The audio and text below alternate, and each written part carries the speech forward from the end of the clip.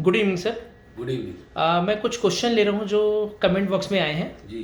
पहला क्वेश्चन ये है, अगर एग कम हो जाए या नील हो जाए लेकिन पीरियड रेगुलर हो तो इस कंडीशन में क्या ट्रीटमेंट पॉसिबल है?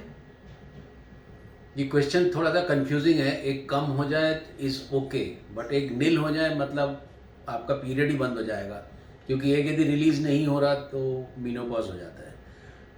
तो एक कम हो जाए with period regular, treatment is possible.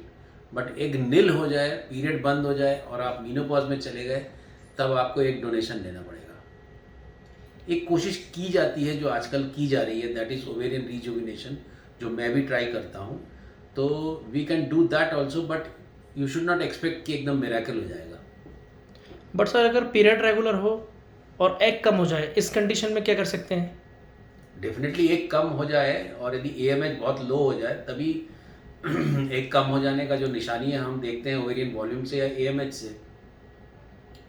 तो यदि एक कम है, एएमएच बहुत लो है, तो definitely we can try with our own eggs with double stimulation or with freezol, whatever might be the technology, we do that। हम कर सकते हैं काम उसमें। ओके। सेकेंड क्वेश्चन है, सब क्रोनिक हीमोटेज ब्लीडिंग क्या होता है, क्यों होता है, इससे क्या बच्चे को किसी प्रकार का नुकसान हो सकता है?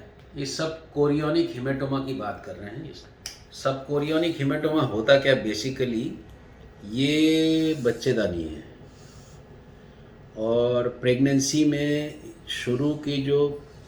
शुरू होता है प्रेगनेंसी, तो इसके चारों तरफ तो एक तरल पदार्थ है, द्रव है। इसको सप्लाई करने के लिए मदर के साथ इस बच्चे का कनेक्शन होता है। जो कनेक्शन शुरू में होता है उसको बोलते हैं कोरियन। इस कोरियन के साथ ये जो बच्चेदानी है, इसका कनेक्शन होता है। यहाँ से ये ब्लड मिलता है और सप्लाई मिलती है, खाना मिलता है, न्यूट्रिशन मिलता है, ऑक्सीजन मिलता है, सब कुछ। सपोज ये जो जंक्शन है, इस जंक्शन में कहीं कोई ब्रेक आ गया या फिर यहाँ पर एक ब्लीडिंग हो गई, तो चूंकि ये कोरियन है, कोरियन के नीचे है, तो इस ब्लीडिंग को हम बोलते हैं सब कोरियोनिक हेमरेज। अब आप देखोगे कि यदि ये हेमरेज होता है तो इस बच्चे के साथ में मदर का जो कनेक्शन है उसमें कट हो रहा है। तो यदि ये 2/3 तक भी कट हो जाए तो भी ये प्रेगनेंसी बच जाती है।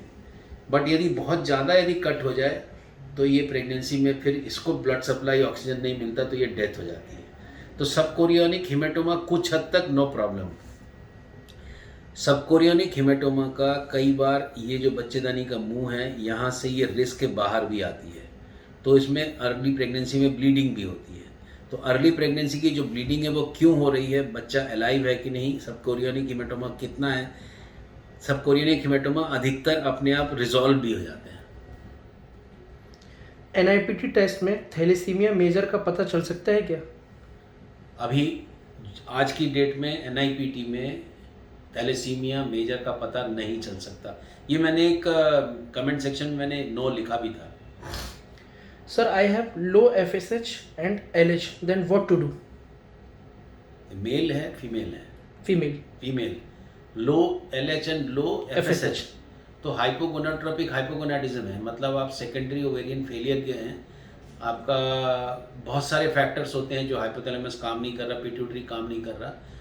बट यदि आपका FSH LH लो है और AMH ठीक है, तो आपका FSH और LH बाज़ार से खरीद के इंजेक्शन के द्वारा आपके एग्स बनाए जा सकते हैं।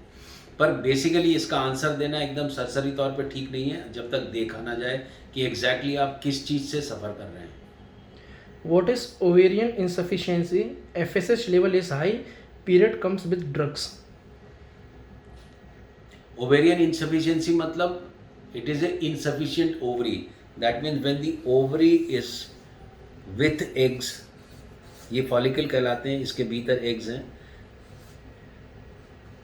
तो इसको सफिशिएंट ओवरी है, दे प्रोड्यूस एग्स।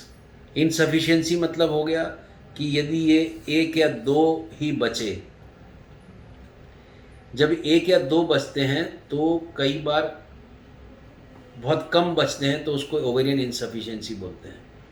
इस ओवेरियन इनसफिशिएंसी में यदि आप ब्लड टेस्ट करोगे तो AMH बहुत लो मिलेगा और FSH हाई मिलेगा। ये इंडिकेट करता है कि आपका ओवेरियन इनसफिशिएंसी हो रहा है। ओवेरियन इनसफिशिएंसी के थोड़े दिन बाद, कुछ दिन बाद भी मेनोपॉज होने की संभावना रहती है। सुनने के लिए बहुत बहुत धन्यवाद। आगे भी जो क्वेश्चंस होंगे वो हम लेंगे, जो भी रिलेवेंट हमें लगेंगे। सुनने के लिए बहुत बहुत धन्यवाद।